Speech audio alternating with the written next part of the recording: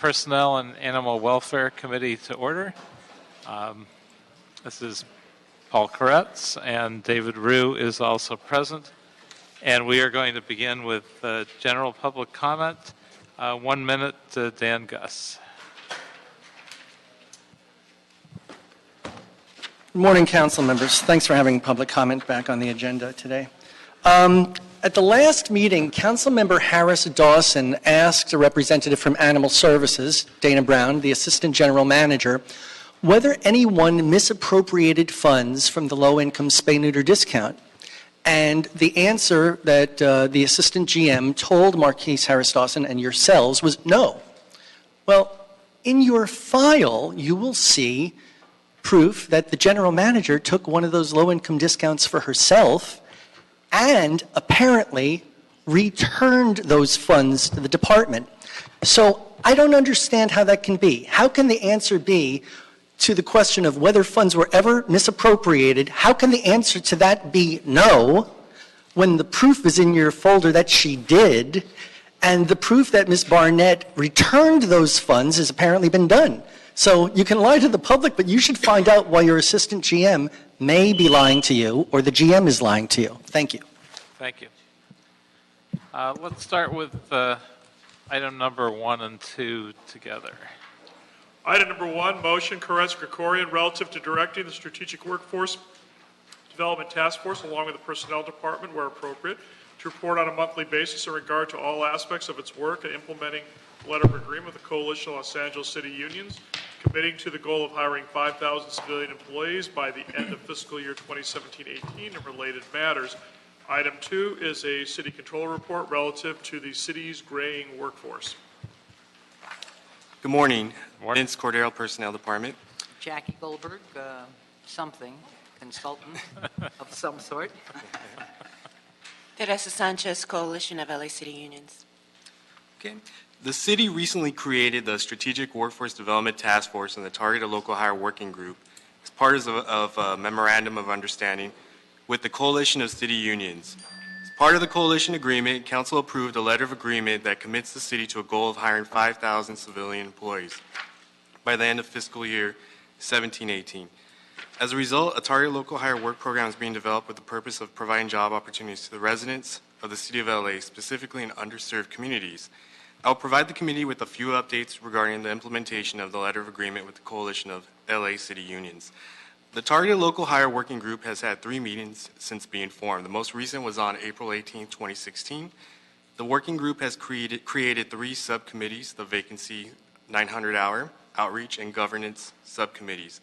These subcommittees consist of various individuals from the working group, including union reps and staff from council member offices, personnel, and CAO. The Strategic Workforce Development Task Force has met once. They plan to meet on a quarterly basis. The service-focused strategic plan will dictate what is their optimal staffing, and in many cases, what are their system needs for that department. Personnel and ITA will be working together closely with the departments to develop these plans. These plans will include staffing and succession plans and technology system plans. These plans will be built into a long-range financial plan. These plans will be updated when the succession plans and system plans are completed. Thank you for giving me an opportunity to update the Personnel and Animal Welfare Committee. So, Mr. Chairman, members, the subcommittee groups have been working pretty hard. The governance group is really currently focused on working with the city attorney's office on whether or not we are Brown Act committees. Out of an abundance of caution, we have been behaving as a Brown Act committee, because to do the other and find out, you know the problems with that. So we post, we hold public meetings, we have people invited to speak, and so forth and so on. And that's, they're going to decide, the city attorney's office, not us, but that's what's working. In the meantime, that governance committee is looking at, because the resolution is sort of an outline of who's on these 2 work groups, they're focusing on what would be the best way to go forward. Because of the efforts of the LA Fix Coalition to get all of this started, they, when I spoke to their group last month, asked if they could participate in our subcommittee work. So at yesterday's meeting, we made an informal decision, because we don't have a governance structure, So we made an informal decision that we will ask the coalition as a group, it's about 25 or 30 community-based organizations, to pick one person to represent the coalition on each of the 3 subcommittees. And then we referred to the governance subcommittee, whether this is a good idea or not in the permanent structure when we get there. The low-hanging fruit, as we often call it, but it's basically who can we hire right now, subcommittee, is looking at 2 issues. First, they're looking at those folks who are 900-hour employees that are in jobs that would be permanent, full-time, if and benefited if, in fact, there were the money to do so, and distinguishing them from those that are truly part-time work to see if maybe those things ought to be a part of this process to make sure that people who have been in for maybe as many as 5 to 8 years in part-time work, who should be in full-time work, will be a part of this 5,000 people. That's a decision to be made later, but that's being investigated. They've also received information from one of the 6 target committees, target departments, that there could be as many as 7 custodial openings and a couple of others for trainee or workforce development positions. So that's being looked at. In the outreach committee, we've met with the downtown YWCA, EWDD, Larry Frank and Leticia Barajas at LA Trade Tech College, with Heather Repenning at Public Works. Public Works has hired already 11 people from the LA Trade Tech group that is preparing people for this program.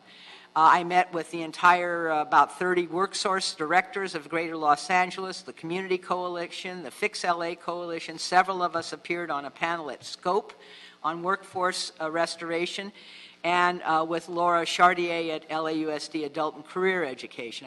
We've also met with the Black Workers Center. I've had phone meetings with Youth Justice Coalition and Kim McGill and David Rattray at the Chamber, although those meetings formally have not yet been set. We're working on Kiwa, the Urban League, Brotherhood Crusade, the executive director of LADWP wanted to do it. We have a meeting now set with Jewish Vocational Services, and we're requesting a meeting with PATH. Coming up are attempts to get appointments with City College, Valley College, and Pierce College, the Workforce Center directors in the Valley, which is a different set of group of people, the Jobs LA site visit, Community Build, Youth Build, PV Jobs, and CRDC. And at each of these meetings, we ask them, are there groups we don't know about that we should be doing, which is why the list keeps expanding. I would say to you that, but basically, we're all holding our breath to see how many positions are in the budget that came out today, and that will predict a lot about what happens in the 16-17 fiscal year. We are focusing our work right now on 6 departments, which is airport, harbor, general services, rec and parks, help me. Public Works, Public Works, sanitation and street services. Okay. Because they've had prior experience with trainees and are likely also to have the most positions immediately available. And what we're really doing is trying to build what the candidate pool is for these positions and how do you get into it. And we're doing that with these community-based organizations. As we meet with them, we outline where our goals are. We ask them how they want to help. Some of them we have connected up with EWDD because some of them say, well, we do help people get jobs, but no, we don't have any way to support them after they get hired. We understand from Robert Sines that there is some federal money, and they're going to try to work on making those pieces fit together. We did that particularly with the Community Coalition and the Black Workers Center, who want to work together on putting something together. So I would just have to say that between the union participation and the people who have been tasked at personnel, which is my partner over here, Vincent Cordero, and Cynthia Ramirez, I got it, okay. This thing is really moving, but the question now for us is, what is our governance structure going to end up being? What are we going to do about those part-time positions as a part of this or not a part of this? Who can we begin to think about hiring in the coming fiscal year? And how do we make sure that all of the community-based organizations that have been working so hard for years to get people to be hired feel that they have a way into that candidate pool? Thank you. Right, and I just wanted to hum a few bars about the big picture to remind folks where we've come from. This really was a proposal that came out of our negotiations around our last contract about restoring city services, but also projecting into the future about building the workforce of the future. As you'll be discussing in the next part of your meeting, is we're going to really need to be strategic and figure out how can we streamline civil service to make it more efficient, accessible, to do targeted local hiring to make sure that these great career opportunities are available to those who need it most in our local community, and how do we knit together all of the infrastructure that already exists in the city with our 17 workforce centers, with the federal block grants that we receive, with all of the infrastructure that we've built over the last going on 20 years. I would say I was on the Workforce Development Board for 12 years, so we've done a tremendous amount of work, but how does the city itself as an employer access those resources? And so it's about creating opportunity, it's about economic development, it's about good jobs for local community. One thing I would ask you to do as we're moving forward into budget deliberations is, as departments are speaking to you, that you really ask them, what in your opinion, if for all of you look at your operational needs, the programs that you want to restore, what will it really take? And let's just be real about it. And we're willing to come to the table and advocate for that and figure out where the resources come from. But it really is about, again, restoring services that were lost and cut back during the recession, but also projecting and planning into the future for what their needs are going to be. And I would, we're trying to hold their feet to the fire, department managers, to say, what is it you really need, and let us advocate for you to figure out where the resources come from. Thank you. And just for the record, Mr. Harris Dawson has joined us. I'm glad to hear that we're looking at the part-time issue, because that's been an issue for me since we got here. I think there are certain positions that we hire as part-time as somewhat of an abuse, because we hire them part-time to avoid paying benefits for what are really full-time positions. Not always the case, but in many, so I'm glad we're taking a look at that. Have we done much yet on the succession planning piece of this?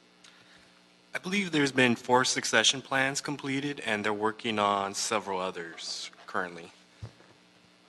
Actually, I think I can answer that question. Please. Greg Dion, Assistant General Manager in the Personnel Department. We have 8 succession plans that have been submitted to our department. Some of them, we still need some information, may have to go back to those departments. There's probably another, I believe, 10 to 12 that they're in the process that we expect to have them completed through mid-June.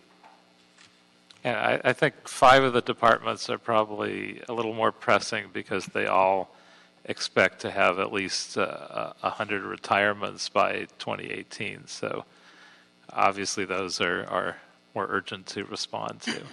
We've identified those as well, and we're going back to those specific departments to follow up. And as far just as a practicality measure, I know you're meeting quarterly, but we had previously asked for reports monthly. I don't know if that's We're too meeting onerous. monthly.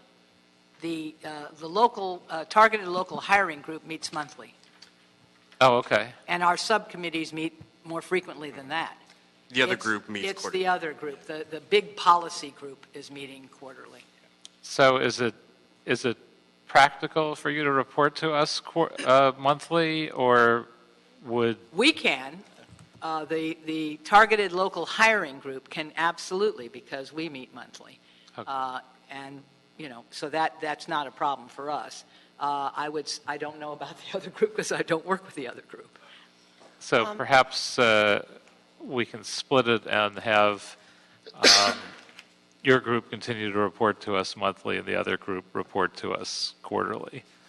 Otherwise, it seems like an unnecessary exercise for them if they're only meeting quarterly to update us monthly. If I may make a suggestion, that Jackie, Ms. Goldberg outlined that we've prioritized certain departments, and some of those departments have responded to personnel department's request for information, some have not. So it might be good to have a goal, a deadline for them to actually report back to you in a timely manner, so perhaps we could discuss with staff a way of organizing that. It might be an incentive for them to get back with the information that has been requested. Okay, so we'll wait for that discussion and wait to hear back from you on that. And if I could just say, and I haven't checked with anybody on this, so this is just me talking now. One of the problems we had at the school district with civil service exams is that they didn't examine what the job was about. And we hired, this is back in the 80s, but we hired an external group not to update them, but to tell us what the exam is actually testing. We had a tremendous change in how our exam process went after that. So I would just urge you to think about a contract with somebody. I don't know who does it anymore. This was 30 years ago. But it really helped because the biggest impediment for most of the targeted groups of people is that civil service exam. And so the question is, why? And we had that problem at the school district, and so what we did is we asked an external company, tell us what we're actually testing. And it turned out in many cases we were testing only the edges of the job that they were applying for, and there were whole bunches of other things that were in the test that had really no significance to it. And it helped the district itself to revise its own exams. It's just a suggestion that I've been thinking about as I meet with these community-based organizations. They all say the same thing. Yeah, we think we can provide you really good candidates now that they don't have to first take a civil service exam to get into a trainee position. Very interesting. Colleagues, comments? Yes. Mr. Rue? Thank you, Mr. Chair. And we're taking 1 and 2 together, right? Yes. Very exciting. I don't even know where to begin. Just want to first thank you, Honorable Jackie Goldberg. I think there's no one better who's suited for this task with your expertise and knowledge and experience just in government and everything that you're working on. And of course, to the personnel department and to the team. They are magnificent. Yeah, thank you so much. And I know this is something that you guys wanted to work on for a long time as well. So a couple of questions. First one is, the goal of 5,000 civilian employees hiring. I remember when it was first presented, there was a discrepancy between the CAO's numbers and the 5,000 goal. Is that a concern? Do you know what I'm talking about? Because in the budget, it was actually like 3,000 if you added up all the numbers. I don't recall discussing that, so it would have to be somebody. I think maybe. I think we were careful to frame the language in such a way that the 5,000 was a goal. I think if we accomplish our task in developing a new way of doing things, if you will, in terms of building the workforce of the future in the city, we're going to surpass that number. Okay. So it's not meant to be an exact budget number, it's meant to be in a goal. And I think that ultimately we're going to exceed that number. Okay. Well, I just bring that up because I just want to pledge my support for the 5,000. If you go beyond that, it's even better. But so keep us informed in the next couple of months. And we're all waiting for the draft budget to come out. So and then we could kind of project to see exactly if we're going to be able to hit that number, because that was a concern of mine when it first came out. The 8 succession plans, I guess the plans are done by departments? Yes. We have a template online, and we assist the departments so the departments complete the succession plans. Yeah. And thank you for your report. You honed down more of the numbers. 36% of our workforce eligible to retire in 2016, 46% by 2018. I mean, we could break it down, and they're not all going to retire those years, but just this number should be a huge wake-up call for us. This is a scary number. What you guys are doing with outreach, it's incredible. Your outreach, your inclusiveness, and your participation with the unions, the departments, the community, the practitioners, like the various work source and community providers who do these things. I mean, that's very comprehensive and very good to hear. And I love what you said earlier. I think this is a very important opportunity for us to, streamline the hiring process. basically streamline civil service while still protecting employee rights. Absolutely. So, and I've spoken to many department heads as well as various union representatives, and they all agree that something needs to be done. So I think this is that opportune time. And I know we met already, but I'd love to meet with you again because I am chair of the Health, Mental Health, and Education component, and we're trying to work on things in my committee as well to, for like succession planning, increasing capacity development, workforce development for our current employees as well. We do have scheduled an appointment that I had to cancel for personal reasons, but will be rescheduled with Dr. Brashears at Adult and Career Education, because in the past, they provided courses to people who wanted to take promotional exams. And we already have begun discussing, well, we can get them into step one, but how do they move up? So they are interested in providing some of those services again, and I think that will be a very productive part of what we're trying to do in the long run. Yeah, and you know, the president, from the president of the presidential candidates to our own very mayor, Eric Garcetti, announced the 1 year free tuition for all high school graduates. If we could do that, I'd love to work with the the community college board, to see how we could have some sort of free or reduced tuition for city employees. You know, so I mean, that's something I briefly spoke to the trustees about, and they love the idea, and possibly even some of the, if it's a reduced tuition, maybe the city could pick up the cost for the employees. I mean, because we currently, because your department has been so decimated, that there are no funds or programs for retention, for continuing education, which is very important for succession. So, I mean, I'd love to talk with you, sit down with you guys. I will make an appointment with you. Talk with you on that and see how we could help. I'm just very excited about everything that you're doing, and look forward every month to seeing your progress. But you have the chair has been a leader in this, and you have our full undivided support. And I think some of the organizations you reached out to, Marquise's eyes lit up. Well, if I'm missing any and your staffs know about them, because your staffs are all connected to their communities, please tell them to tell Vincent or Cynthia, and they'll tell me, and we'll make appointments with them. Very exciting. Thank you. Mr. Harris, Dawson, any? Thank you so much, Mr. Chair. You all are receiving a big round of applause from Council District 8 and this entire committee and all of our constituents. It's one of the key things I think people in the community are looking at is, okay, so the city's going to hire all these people, and we got a lot of people who need work or who need better work than the work that they have. And I think this has been carried out in an expeditious and rigorous way. And so I think, when you have good process, you often get very good outcomes. A question I would have about the outreach, which I was very excited to hear all of the groups that you all are talking to. I wanted to ask about the very southern tip of the city.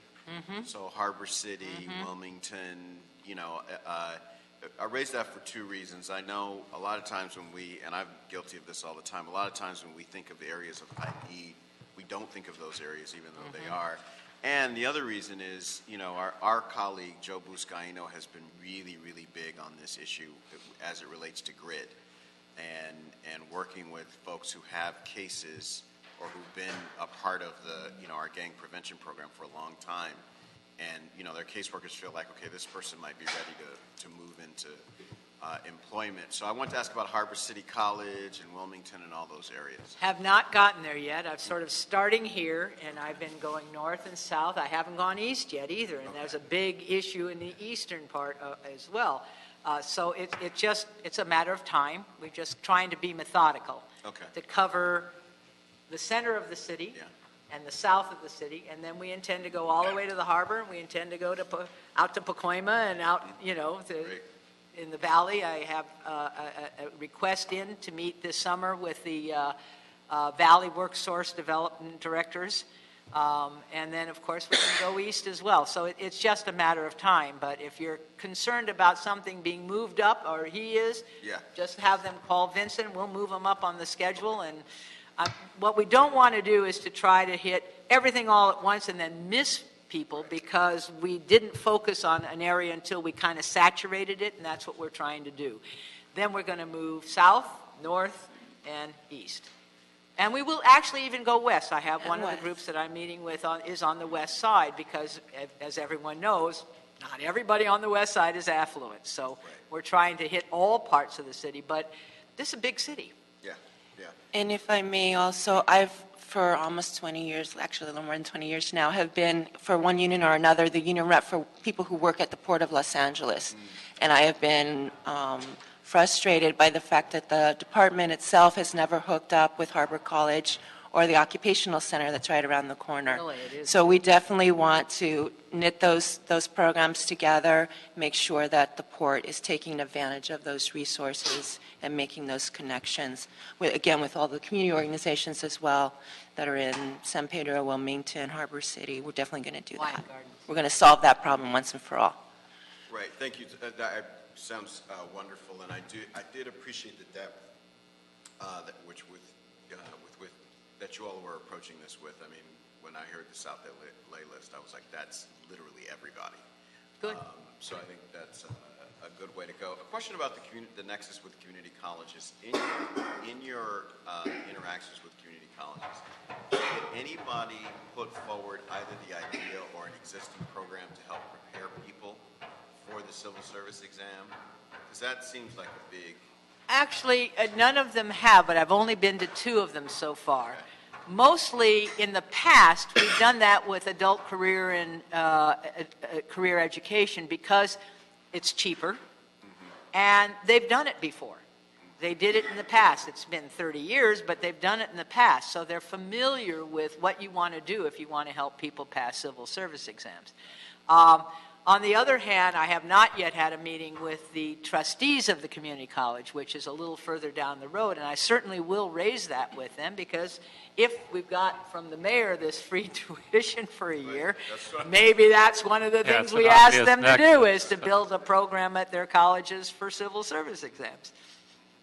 One of the things we do have, if you talk to Los Angeles Trade Tech College, for example, actually our senior city staff are on faculty there. Right. For example, Bureau of Street Services and Sanitation, I know in particular, have been teaching courses there for years. Yes.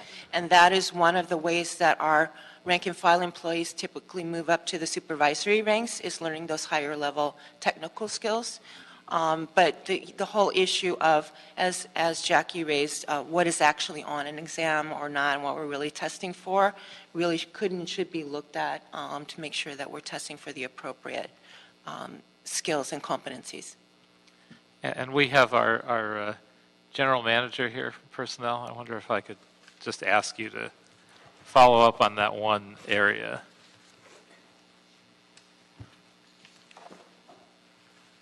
Yes, Apologize to you. that's I did okay. not talk with her about before this to raise it, and I No. usually like to do that first. These are excellent suggestions, and as Ms. Goldberg knows, I used to be at LAUSD where we had the Organizational Excellence Training Program for our classified employees, where we did offer a lot of coursework on test-taking skills and things of that nature. One thing that does occur to me is that as the budget is released today, the mayor has given us some valuable resources, such as Vince and his team, as well as some folks in liaison services who are working with the departments to help move people in. But one of the things that we have been talking about in this committee is how critical the training portion is. Not only the training for the individuals coming into the city system, and perhaps we can add on to this the skills necessary to be able to then promote through the city with test-taking skills and so forth, but also training for our supervisors and managers to be able to adequately deal with a workforce that might have more trainees than they had in the past. And so that's potentially something that we might advocate for in terms of addressing the full complement of needs for this workforce restoration effort. And also, what was talked about with the civil service exam, as long as I know we're catching up on our backlog of our tests, et cetera, are we analyzing the exams to make sure they're actually testing for the job as opposed to asking questions that aren't as relevant? We've been trying to streamline the process as much as possible, so we do job analysis and job relatedness studies when we create new exams, and I know our examining division has, to the extent possible, really attempted to reduce the number of test parts. So, for example, whether it might have been a paper and pencil test and an application review and so forth, they're going back to the user departments and with their concurrence making a change to the Civil Service Commission saying this exam is going to be weighted in this way versus that way. And so we have been able to reduce the number of test parts while still maintaining the job relatedness. So again, kind of eliminating anything that might have been superfluous in the past. And that also allows us to get the exams done more quickly. Oh, that sounds great. So to the extent we can do that, I think that's an absolutely brilliant idea. So I'm glad to hear we're doing some of that now. And One of the problems we identified in the school district when I was there is that people were in lieu positions, were doing the job for 3 or 4 years and then didn't pass the exam. We figured, well, how is that possible?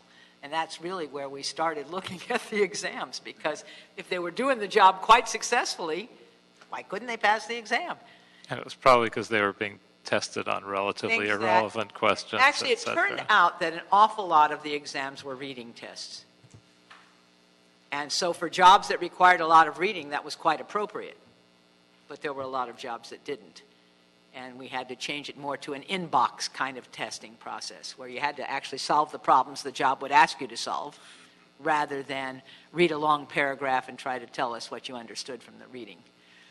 Oh, very interesting. Yeah, but that's 40 years ago. What can I tell you? Well, thank you all for your good work on this so far. And I'm going to ask that we approve the motion, item number 1, and note and file the controller's March 16th, 2015 report on our item number 2 without objection. Oh, you want a formal vote? Okay, let's do a roll call. Mr. Rue? Yes. Okay, well, I'll say yes. All right. Item number 3. Item number 3, continued from February 3rd, 2016. Motion, Rue Krikorian, relative to instructing the Department of Animal Services to compile data on the number of animals surrendered at each of the city's animal shelters in the past 5 years and analyze said data and report in regard to findings and recommendations for addressing the growing influx of animal surrenders.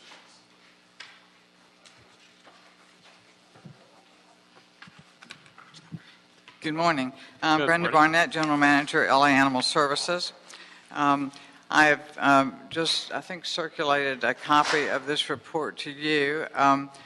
The motion requests information regarding the surrender of pets at the 5 city shelters over a 5-year period. And the good news is that, and this is simple math, this isn't complicated math, but on page 2 you'll see for cats, dogs, and rabbits that cats and dogs are down 15%, and that's from 2011 until 2015. It's not, I didn't get real complex with the math. Cats are down 15, dogs are down 15, and rabbits are down 14% as far as owner surrenders coming into the shelter. It's interesting when you look at the reason that people give for surrendering their pets. The largest category, they didn't respond. 17% of the people didn't want to give a reason, left it blank, said other, checked other. 11.5% said that they didn't have time to give to that companion animal. 11.2% said they moved. 10.6% said that it was the landlord or zoning, probably mostly the landlord because these would be residentials. 9% said they had too many. It's not broken down. I don't know if we told them they had too many, if they had over the 3-dog and the 3-cat limit, or if they realized that themselves. I don't know that. 7% of the people were turning their companion animals in because they couldn't afford the medical care for the animal, and 5.4% turned in animals that had died. The report on page 2 and page 3 goes on down to the 0.1% that turned them in because they shed. If you want to, really get into the what we have in the database. I thought it was important for this to talk a little bit about some of our public-private partnerships. As you probably know, we have partnerships with large national and local nonprofits to help facilitate our efforts to save animals' lives and to move toward our goal to become no-kill in 2017. And we have partnerships with Best Friends, ASPCA, Humane Society of the United States, and Found Animals. In addition to this, we have partnerships with 243 small nonprofits here in the city who are New Hope partners. And these are people who get certain privileges to come and pull shelter animals. For example, if the animal has been here a while and we think we may have to lose that animal for space, they go on a red list and the New Hope partners pull them with no fees. If they go on the blue list, that means they have a medical condition and they're going to take some kind of, they're treatable, they're fixable, but it's going to take a while to do that. And so some of the nonprofits do specialize in those medical cases. We also, our newest and what I consider a very exciting partnership is with 3 different nonprofits who have set up intervention groups at our 3 largest shelters. And our 3 largest shelters are South LA, Chesterfield Square, East Valley, and North Central. And we have 3 groups. Downtown Dog Rescue operates at South, Home Dog LA operates at North, and the rescue train at East Valley. And what these groups do is they sit outside the shelter or inside the shelter, and when people come to surrender an animal, they engage them in a friendly, non-judgmental conversation where they ask them, do you really just need to surrender your animal now? Because if they do, we want to take it. If they have a problem with the animal that they need help with, whether that could be some behavior coaching, fixing a fence because the dog keeps getting out, or maybe they have medical bills on a cat that they can't afford, these intervention groups are stepping up to the plate and helping them keep the pet in their home rather than to have to surrender it. So this is this program, actually, when I go to national conferences and talk to people, they're starting to get excited. This may be another first in LA. I'm not sure, but it sounds like it is from the reaction I'm getting at conferences. We think this is, a great gift to us, and it's just another public-private partnership. This reduction in owner surrenders is part of the story. And we actually have a number of motions that are related to shelter activities, to adoptions. We have, and I put the numbers down here, except for Councilmember Harris Dawson's one, and I couldn't find the number on it. But I think it came in this Paul committee, so it may not have a city council number. But I would like to ask the committee to let us report on all of these together, because I think what we would do with that is give you a comprehensive picture of what we are doing and what we can do to enhance adoptions, to provide better services in the different districts. We can talk a little bit about the different personalities and how we have one district help another district. For example, when we get full in one district and we have space in another, we transfer animals from one shelter to the other rather than taking their lives. And also, I know there are organizations that have offered to provide medical help to the animals that are in homes rather than having to turn them in. I don't know if we're making use of those services yet. I'm not sure what they are beyond the intervention groups. Yeah, because that's been mentioned to me in a couple meetings, so maybe I need to help connect you with. Yeah, I actually, Sunday I went to an adoption event for one of our rescues who specializes in medical cases out at Centinela Feed. And they had all their foster families bring the pets in, and so the foster parent was there to brag about their foster and to try to, help find homes for them. So, I'm not sure, but they do mostly medical, and I think they're fairly well funded. But I think that would be a great opportunity rather than treating the animals when they're in the shelter, if we can provide the same medical services and keep them from being turned in, that obviously be a good Yeah. opportunity. Once they get, I'll actually brag about our vets just a little bit. Once they get to the shelter, our veterinarians are starting to do more and more in-house to save the lives of animals and to get them back on the road to recovery and into new homes.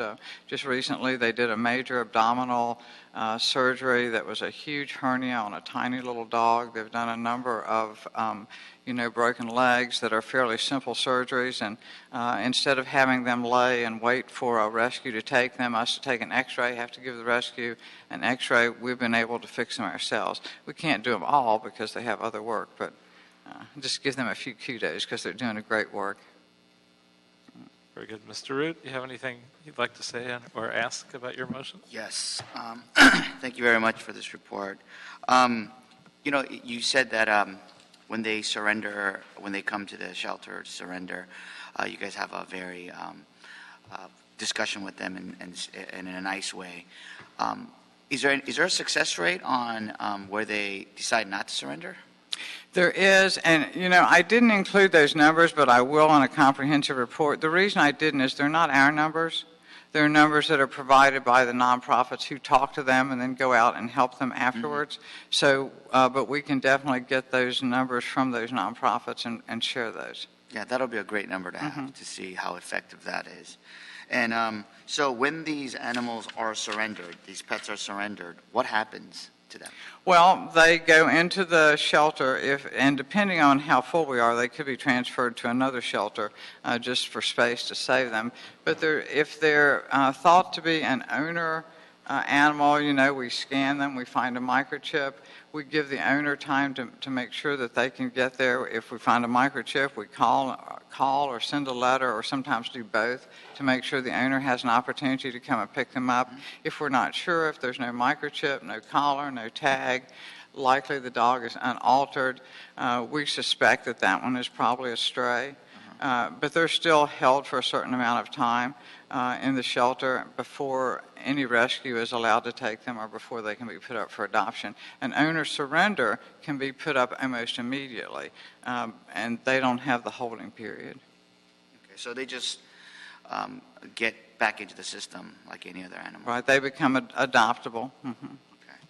They don't, okay. It's not a higher rate of euthanization or anything like that? No. Actually, some people prefer a dog that has been surrendered. They feel like they already have some home training. I don't necessarily know that I think that's true, but it's sometimes an illusion. Whether for surrenders or just for our animal population in general, I'm told that some other nonprofit jurisdictions balance out the different breeds because if there's one type of breed in one shelter and the other shelter doesn't have any of that type, where they transfer them over just to make sure that there's enough options for people coming for adoptions. Do we do that too? We do. We do try to do that as much as we can.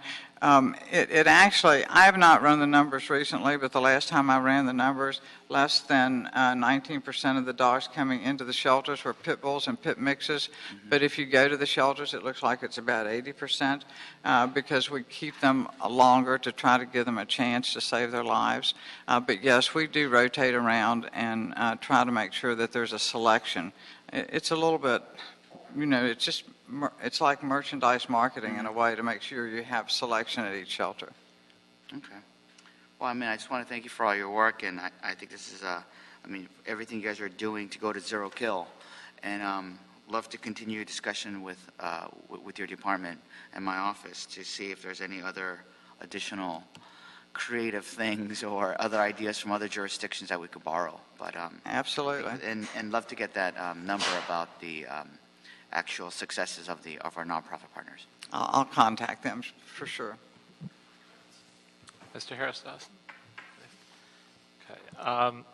I know one neighborhood council in CD15 suggested that all city-sponsored events like resource fairs and job fairs and outdoor concerts, that we should have pet adoptions as a component of all of our outdoor festivals and gatherings. What do you think about that, and could we make it happen, or would it spread us too thin? How practical is it? Well, the reason I'm sort of smiling is we can do anything we want if we have enough people. Right now, most of our constraints have to do with staffing. Now, we do allow volunteers to do the mobile adoptions when we have it, when we have them. We usually, at this point, are still having staff drive the animals to the event, and then volunteers can manage it. But we are doing more events than we've ever done before, and that list continues to grow. Sometimes we take adoptable animals. Sometimes we actually send field officers who can talk about wildlife, talk about licensing and other things. Well, to the extent we can expand that, I think that would be a great opportunity for us. Okay. We have one speaker from the public, Mr. Dan Gus. Bad idea to bring animals to a music event, and they used to do it at the Sherman Oaks Street Fair. It's really chaotic. It's a really bad idea. I've just been invited by a national publication to write about the fake shelter adoption stats. You'll be seeing that in a few weeks. But you have other qualitative factors here that you're not either being told about or you're not being properly informed. For example, what is surrendered? Are you aware that your shelters have a $25 surrender fee? And what happens when a poor person from a certain district goes there and they want to surrender their animal? They're told it's $25 per animal, whether it's a stray, whether it's a surrender, and then they obviously can't afford that. So why aren't you being told the impact of that? And there are several others. There's just not enough time to, people will get their animals, they will say they're strays. Best Friends is taking in animals that are surrenders, and you've been informed of that, but Best Friends is in violation of this. You're not getting the whole thing. Yeah. Ms. Barnett, I wonder if you could actually answer an offshoot of that comment. So what happens when surrenders are brought in and the person says, hey, I don't have $25, I'm broke, I can't afford to pay it? The animal care technician supervisors do have the authority to waive those fees, and I hope that's what they do. If we look at the income that comes in for owner surrenders and the number of animals that are owner surrenders, the fees don't exactly match up, so we think that the fees are being waived. As it should be. I mean, hopefully people use their common sense on site and don't say, just go back to your neighborhood and release them because you don't have the $25. And on a similar note, we're doing a department analysis of all of our fees, whether it's permits, whether it's adoptions, whether it's owner surrender, whether it's permit fees. What we want to do is come back with a comprehensive recommendation on our entire fee structure. We didn't want to do one fee at a time because it would be laborious. And the report that you suggested coming forward with, could you come to us in 60 days with that report? That sounds like it would be a helpful thing for us. Thank you. Please. When you did the analysis of all fees, I mean, even just getting rid of a fee altogether for whatever reason, once you do the data sets and you show that it doesn't make sense, then, I think that would be a good idea too. So don't feel obligated that you have to have fees. We won't. Thank you. Mr. Harris Dawson. Also, just a question, and if you don't have the answer now, that's fine, but what is the protocols for donations? So could that fee turn into a donation so that people could give more or less or nothing when they're surrendering a pet? That's I like that. One of the things that we're working on with the commission is a gift acceptance policy. We do have 2 charitable funds, and we would be happy to recommend to the council that the fee be put into either the Animal Welfare Trust Fund or the Spay and Neuter Trust Fund. And then it would depend on the budget impact probably, but it would also give the person surrendering a tax deduction. Right, and they can theoretically give more than $25. Exactly. Yeah, I like that. All right. Well, I'm going to ask that we hold this motion in committee and get an update again in a few months on the issue. Thank you. Thank you very much. Item number 4. Item 4, continued from February 17, 2016 and March 16, 2016. Department of Animal Services report relative to changes to the free and discount spay and neuter program. Good morning. Dana Morning. Brown from the Department of Animal Services, and this is a perfect segue, the whole fee analysis thing. Even though we don't want to do them one by one, this one is very important to look at this time, so that was a perfect segue. So before you, here is a proposal. This particular proposal, it seeks to do three things. It seeks to change the overall spay-neuter voucher program. The first objective is to include rabbits in the voucher program. Currently, rabbits are not included in our voucher program, and we would like to make that happen. Number two, it seeks to increase the monetary value from $30 to $50 for discount coupons for dogs and rabbit sterilizations. Number three, it seeks to increase the monetary value from $70 to $125 for free vouchers for dogs and rabbits. Now, you'll notice that the proposal does not seek to include any changes for cats. The cats would remain at a $30 discount and $70 for the actual surgery. This proposal was a long time coming. The Board of Animal Services Commissioners heard the proposal several times, asking for additional information each time to determine the right changes. We considered things from separating species to considering pre-existing medical conditions. And after all of that, we've decided on what we have before you today. The changes are critical to our veterinary partners who are patiently struggling with the increased medical costs for these procedures. This upgrade will provide relief for them and hopefully incentivize others to partner with us as well. It is a very important proposal, and we respectfully ask for your support. Thank you.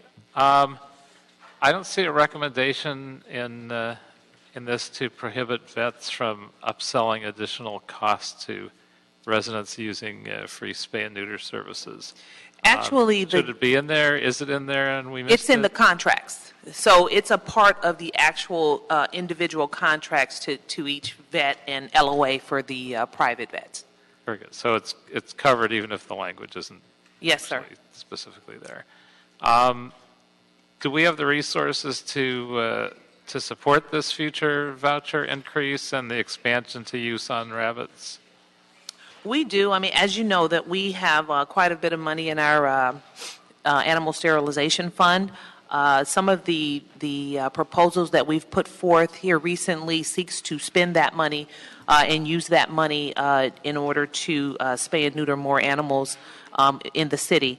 It's a little bit difficult for us to determine, what the fiscal impact would be exactly, because we hope and we expect that making this change will actually increase the usage. So the projections on the report are just, yeah.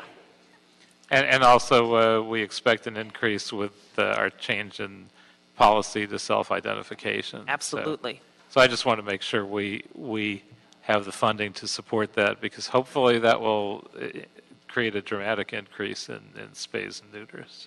Yes, the department does expect to be able to fully fund it with the funds. Mr. Harris-Dawson, any questions? Mr. Rue? Quick question. Does the city do any spay neuters? Yes, we do. We do.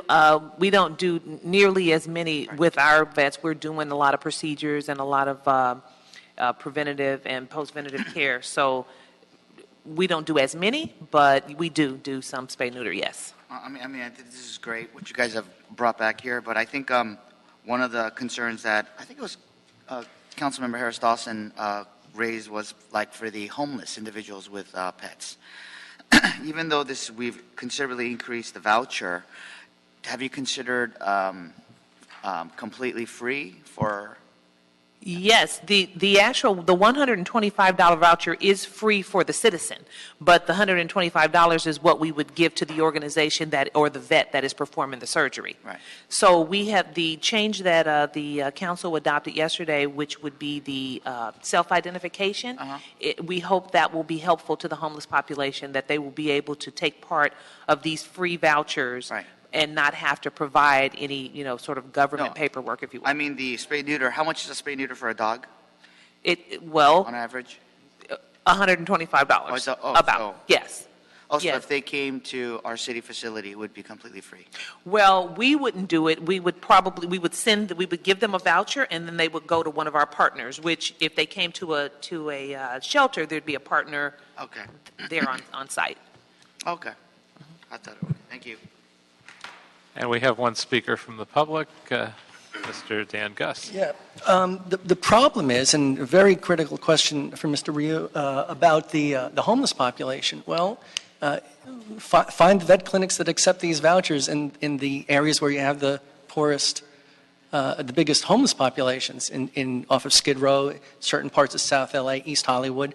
You can't use those vouchers at but a handful of vets. Right now I'm dealing with a situation in Watts where somebody was giving away 12 intact animals. A guy and a girl lived with their uncle, and they couldn't get their animals to SNP LA in the harbor. I give away about 300 completely free spay, neuters, shots, microchips every year. It's not just getting the voucher, it's getting the voucher to people at a place where they can use them. You need to find out how very, very few vets accept those vouchers. That's the problem. You can have vouchers all day long, but if there aren't vets where the poor people are, the people who can't get there, you can't take the animal on public transportation, that's the other side of the coin that you're not hearing. Thank you. Thank you.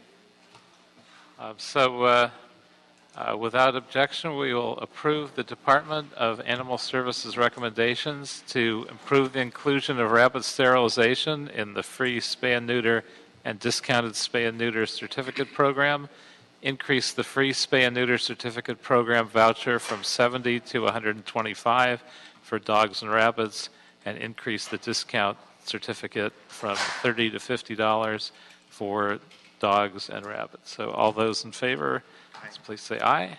Aye. That motion carries. And so lastly, we are going to item number 5.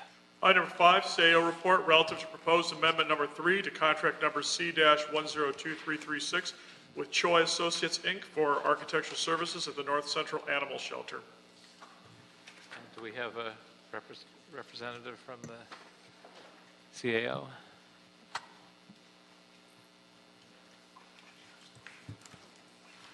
Good morning, Commissioner. My name is Alan Spiritu with the Department of Public Works, Bureau of Engineering. I'm the project manager for the North Central Animal Shelter. Is there any questions? Yeah, I have a few, but looking at the lateness of the hour, I will only ask one. So the report says that there's almost $2 million left after expending all the required amounts. So what are we using those almost $2 million for? Well, actually, $1.5 million was already expended on the Phase 1 project. Basically, that was only to build the outdoor kennels. It wasn't to renovate the existing shelter at North Central. The remaining amount for the $2 million is basically to renovate the existing shelters. We do have an existing design, and what we're doing to it is upgrading it to the current code, and also enhancing the design based on past shelters that would run to enhance it to better run it, basically. So that around $2 million would be used at that shelter. That's correct. That's only for the design only. Okay. Any other questions? If not, we will approve that item. All those in favor, say aye. Aye. Opposed? No opposed. Item carries. Thank you. And with nothing else left on our agenda, we are adjourned.